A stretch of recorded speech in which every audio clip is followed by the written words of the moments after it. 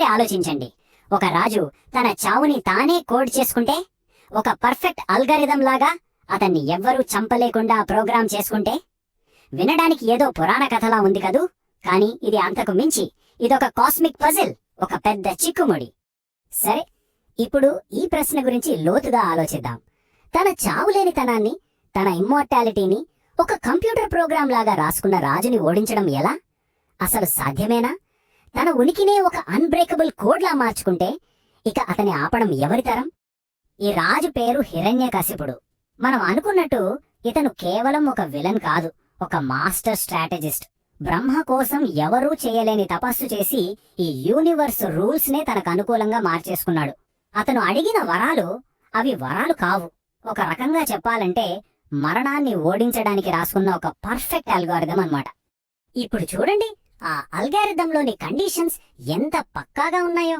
బ్రహ్మ సృష్టించిన జీవి చంపకూడదు, పగలు వద్దు, రాత్రి వద్దు, భూమి మీద వద్దు, ఆకాశంలో వద్దు, ఇంట్లో వద్దు, బయట వద్దు, బతికున్న ఆయుధమైనా లేనిదైనా దేనితోనూ చావుండకూడదు. చూసారా, మరణానికి ఉన్న ప్రతి లూప్ హోల్ ని మూసేశాడు. ఇవన్నీ కలిపితే అదొక అన్బ్రేకబుల్ లాజికల్ ఫోర్ట్రెస్, ఇమ్మార్టాలిటీ కోసం రాసుకున్న పర్ఫెక్ట్ కోడ్. అంటే హిరణ్యకశిపుడి దృష్టిలో ఈ విశ్వమంతా ఒక పెద్ద సిస్టమ్ అంతే. దాన్ని కంట్రోల్ చేయాలి. మరి దానికి యూజర్ ఎవరు? తనే అల్టిమేట్ యూజర్. అతని అహం అంటే ఆ ఈగో, అదే అతని రియాలిటీకి ఆపరేటింగ్ సిస్టమ్. నేనే దేవుణ్ణి, నేనే ఫైనల్ అనే ఆలోచనే అతని ప్రపంచాన్ని నడిపింది. అయితే ప్రతి పర్ఫెక్ట్ సిస్టంలోనూ ఎక్కడో ఒక చోట ఒక చిన్న గ్లిచ్, ఒక వీక్నెస్ ఉంటుంది కదా. హిరణ్యకశిపుడి విషయంలో కూడా అదే జరిగింది. అతను అస్సలు ఊహించని, తన క్యాలిక్యులేషన్స్ లోకి రాని ఒక వేరియబుల్ ఎంటర్ అయింది. ఎవరో కాదు, తన సొంత కొడుకు ప్రహ్లాదుడు. అతని భక్తే ఆ వేరియబుల్.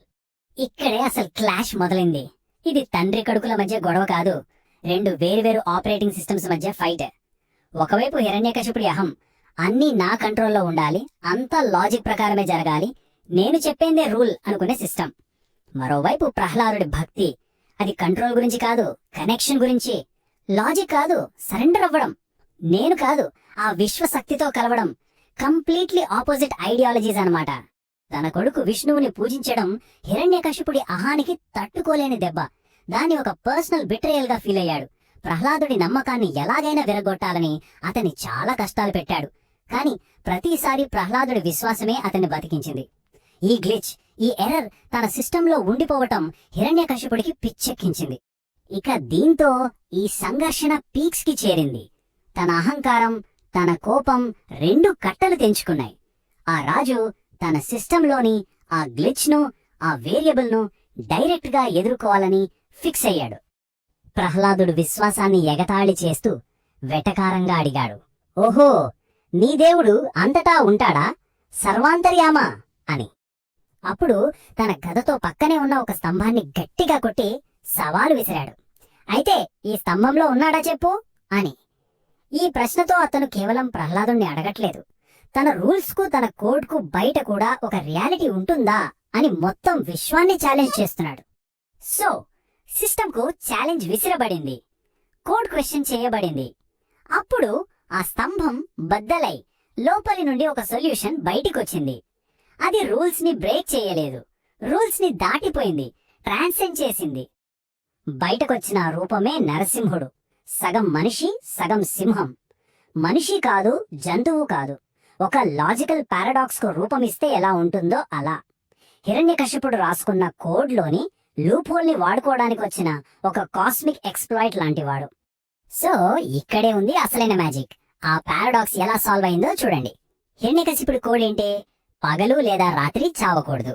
సొల్యూషన్ సంధ్యా సమయం. ఇంట్లో లేదా బయట చావకూడదు. సొల్యూషన్ ఇంటి గడప మీద. భూమిపైన, ఆకాశంలోనూ చావకూడదు. సొల్యూషన్ నరసింహుడు ఒడిలో.